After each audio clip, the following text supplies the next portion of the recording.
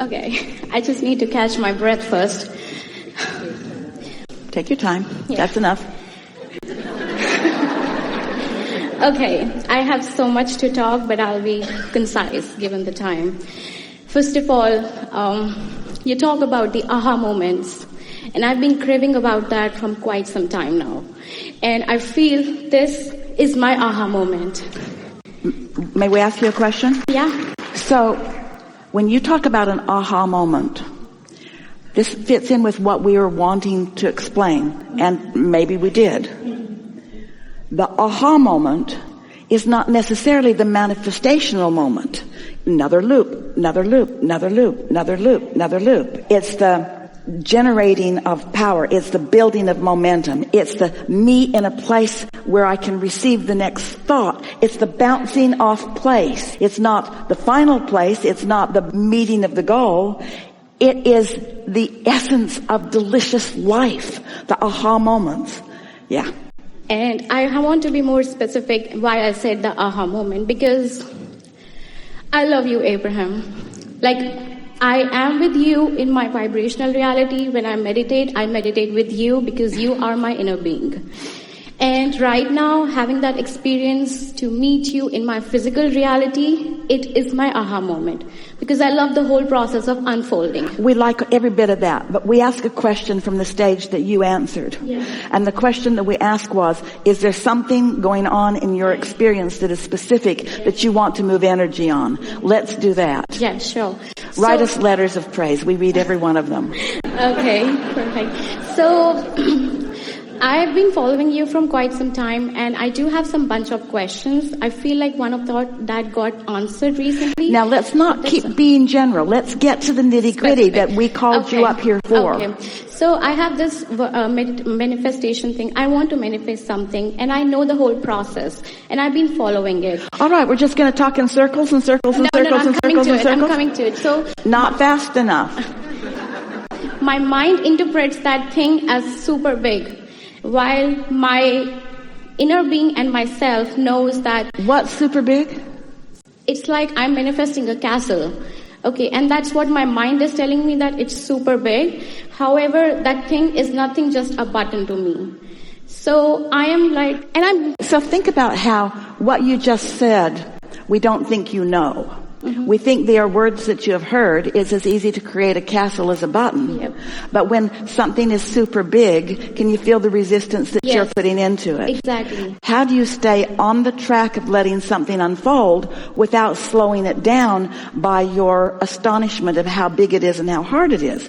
It's by, where's our friend? Shedding the old way of looking at it as you embrace what you now know. It doesn't matter what it is.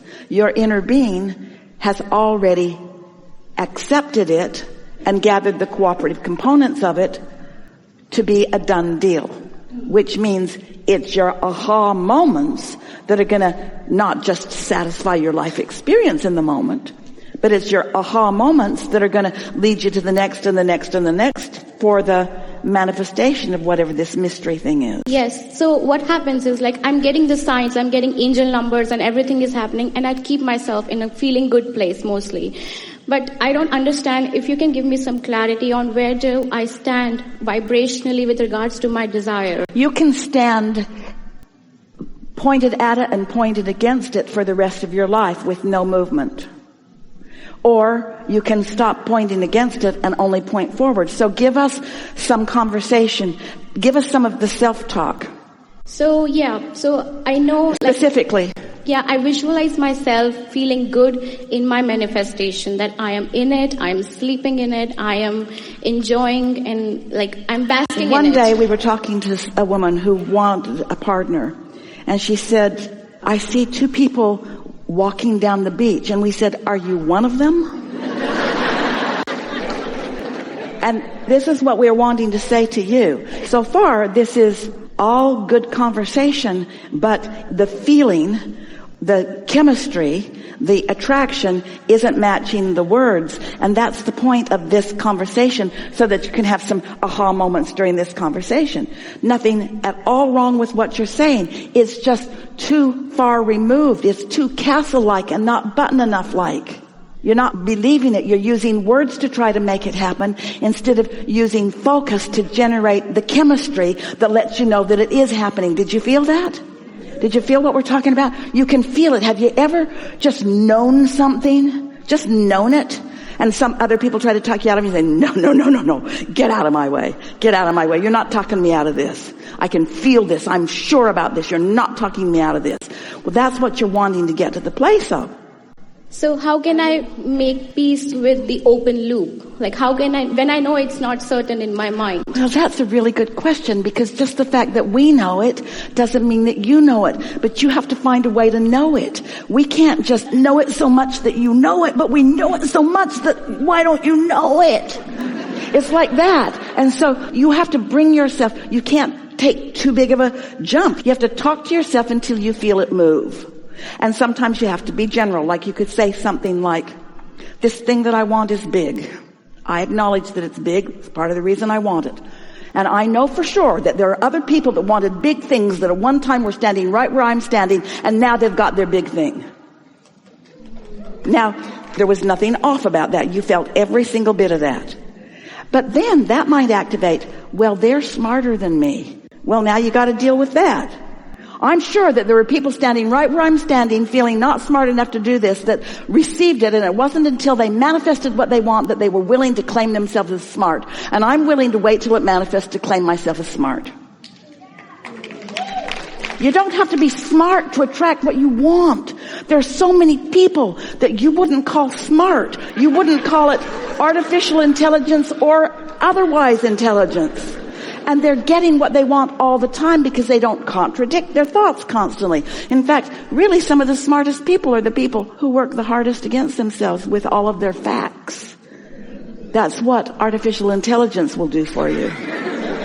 It will point out all the pros and all the cons, and it will keep you standing right in this place of indecision.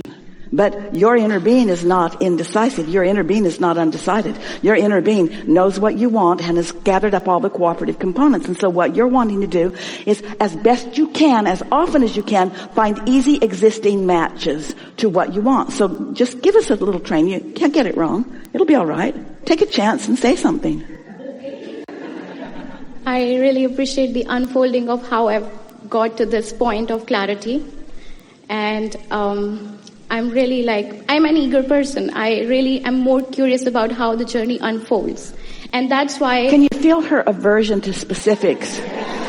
In other words, you're keeping it on an intellectual level. You're not yet trusting that you get to... What do you want? They're asking you, what do you want? I just want to be in my castle.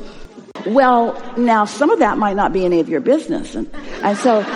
we're not asking her for that kind of specifics. I want to really feel and believe in my desire. I feel like I'm detached from it, even though I'm happy all the time. I feel like I am doing more of the things which please me and make me feel good. But there are times when I am totally off the hook, and I'm okay, where is it now? All right, so now that was some really wonderful, honest conversation that you offered there. And it wasn't pointing toward what you want, but it was pointing. And when you are saying things about what you don't want, there's clarity about what you do want. So now, in that clarity, say it in a way that is pointing at what you want. I am a good person, and I'm a good learner. And once I catch on to something, I do pretty good at it. And this is a really counterintuitive thing that Abraham is teaching. The world is sort of set up opposite of what Abraham is teaching. We're trained to push against the things we don't want, to line up and to try to figure out who's right and all of that. And I'm asking something different of myself than that. I'm asking that I move in the direction of my soul purpose, of who I was born to be, of what my inner being knows about me. I don't just only want stuff. Although I do. I don't just only want stuff. I don't just only want acknowledgement from others. I want to show myself. I want to know. I want to feel the realness of me. I want to know that my inner being is real. I want to know that what Abraham is teaching me is real. I want to know for sure. I want to ask for something that feels not probable, and I want to keep asking with increasing degrees of belief until it manifests, because I know that's the only way I will be able to show myself what I'm asking for. I want some manifestational evidence. I want some aha moments. I want to speak something clearly, and I want the universe to reflect it back to me. I want to sit in a room of hundreds of people and call out, and I want to be heard. Yeah. And I want to be called to the stage in a way that doesn't happen in an Abraham gathering. That's not the way we do things here.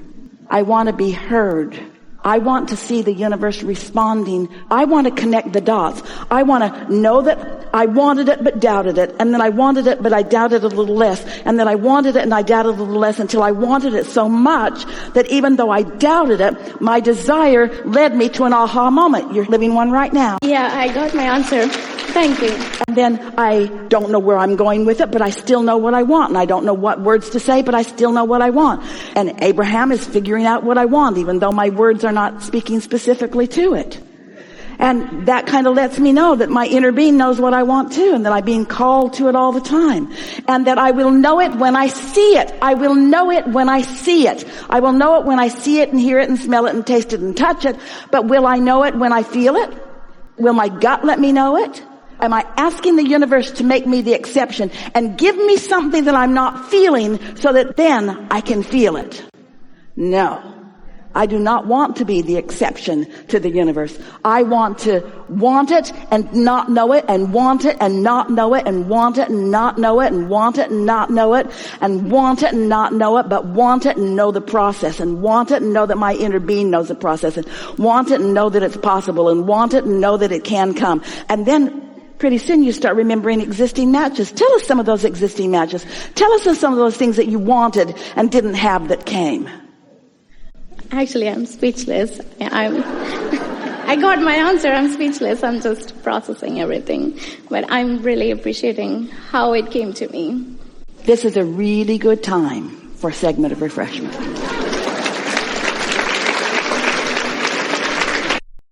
If you like this video, don't forget to subscribe, and see you in the next video.